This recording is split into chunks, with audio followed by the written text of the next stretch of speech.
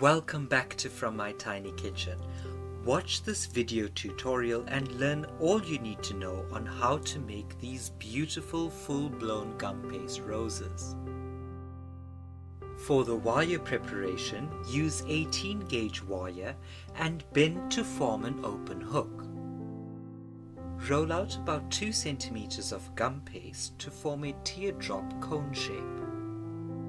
Brush on a small amount of water onto the wire hook before inserting and twisting into the cone and then leave to dry thoroughly. Roll out gum paste to as thin as you're comfortable working with. For the first stage, you would need 5 small petals per cone. Lightly work the edges with a bone tool on a foam pad.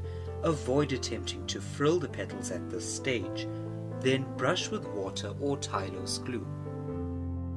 Place the first petal onto the cone, ensuring there is a slight overlap on top. Attach petal 2 by joining it to the first petal before easing the 2 petals onto the cone. The 2 petals should be level on the top if viewed from the side. The start of the rose is important as it determines how realistic your rose could be. For the second row, brush 3 petals with water or Tylose glue and attach to the bud, tucking in the edge of the last petal into the first.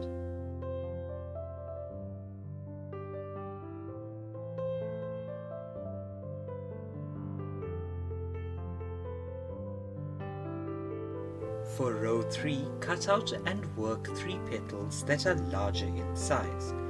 Then remember, tuck in the edge of the last petal into the first.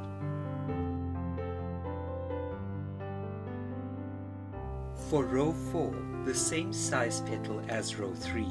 Cut out 5 petals, lightly work the sides, then use a large ball tool to create an indent towards the bottom of the petal.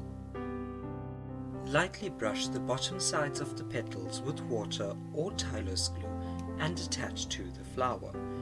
At this step, I need to point out that the overlapping of petals either happens clockwise or anti-clockwise. It is important to maintain that direction of placing the petals. Leave one side of the second last petal unattached so you can tuck in the last petal. You could stop here depending on the size of the rose you would like to create. For row 5, follow the same rules as before, overlapping petals in a chosen direction and tucking in the last petal.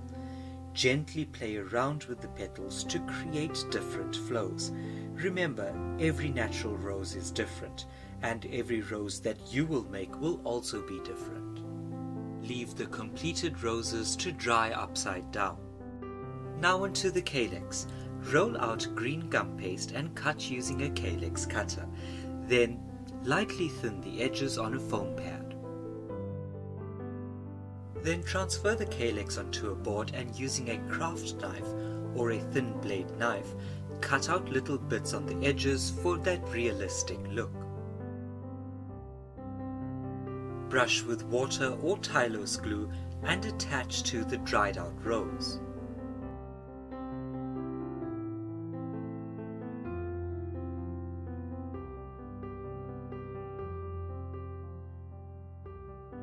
Complete the rose by rolling out about a pea-size amount of green gum paste and sticking it to the base of the rose, creating a rose hip.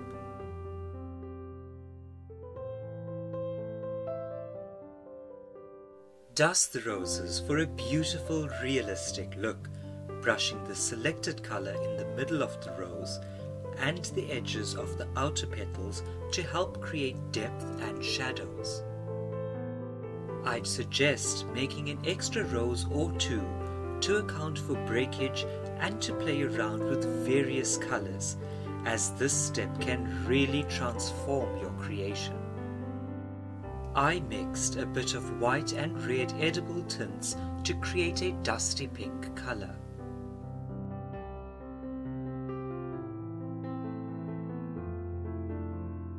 For the calyx, dust the center of it green and the outer edges with red edible tints.